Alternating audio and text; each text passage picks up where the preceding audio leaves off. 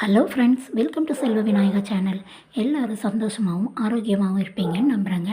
நான் என்ன குழம்பு வைக்கேன்னு தெரியாமலே இன்றைக்கி ஒரு சூப்பரான குழம்பு வச்சுருக்கேங்க. வாங்க வீடியோக்குள்ளே போய் பார்க்கலாம்.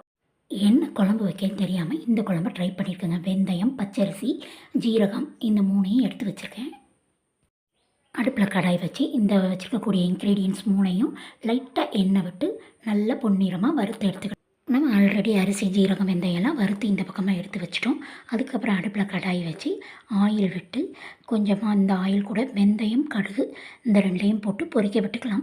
பொரிச்சதுக்கப்புறமா இதுக்கு தேவையானது பார்த்திங்கன்னா தக்காளி, வெங்காயம், வெள்ளைப்பூடு, அதுக்கப்புறமா 2 மிளகா வத்தல், அப்புறம் கொஞ்சம் சாம்பார் பொடி, குழம்பு மிளகாய்த்தூள் இவ்வளோ போட்டு நல்லா வதக்கி எடுத்துக்கலாம்.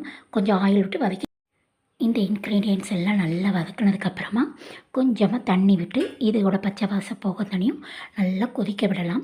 கொதிக்க விட்டுக்கிட்டு நம்ம ஒரு நெல்லிக்காய் அளவுக்கு புளியை ஊற போட்டு வச்சுக்கணும். அந்த புளி ஊறினதுக்கப்புறம் அந்த புளி தண்ணியும் இது கூட ஊற்றி நல்லா கொதிக்க வச்சுக்கலாம். இப்படி தக்காளியை நல்லா நச்சு விட்டோம்னா குழம்பு நல்லா டேஸ்ட் கொடுக்கும். ட்ரை பண்ணி பாருங்கள். இப்போ அந்த தண்ணி கொதிச்சதுக்கப்புறம் நம்ம கரைச்சி வச்சுருக்கக்கூடிய புளி தண்ணியை இது கூட ஆட் பண்ணிக்கலாம். நல்லா ஆட் பண்ணி இதையும் நல்லா கொதிக்க வச்சு கிண்டி வச்சு இது கொதிச்சதுக்கப்புறம் நம்ம திரித்து வச்சுருக்கக்கூடிய பொடியை போட்டுக்கலாம். அரிசி, வெந்தயம் இதெல்லாம் நம்ம திரித்து வச்சுக்கோலாம். இதெல்லாம் போட்டு அந்த பொடியை நம்ம இது கூட மிக்ஸ் பண்ணி நம்ம வச்சுருக்கக்கூடிய வெந்தய அரிசி பொடி அதெல்லாம் சேர்த்து இது கூட போட்டு கிண்டினோடனே நம்ம பச்சரிசி சேர்த்துருக்கிறதுனால இது என்ன ஆகும், கொஞ்சம் நல்லா கட்டி கொடுக்கும், கொழுப்பை கொடுக்கும்.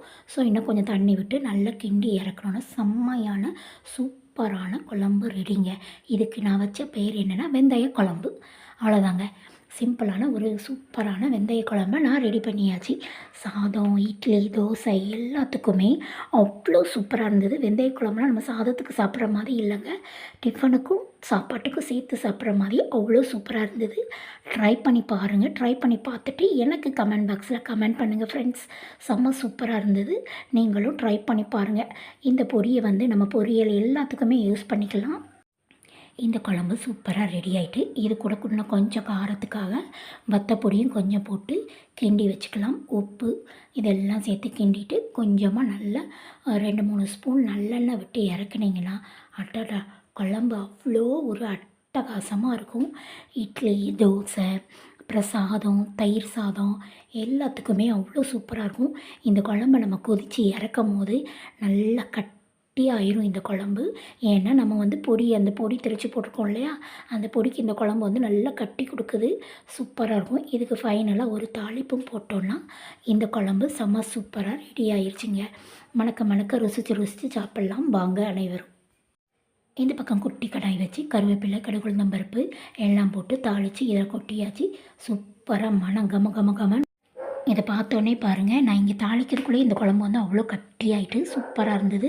சாப்பிடும்போது அவ்வளோ சூப்பராக இருந்தது. செம்ம டேஸ்ட்டான குழம்பு ரெடி ஆகிட்டுங்க.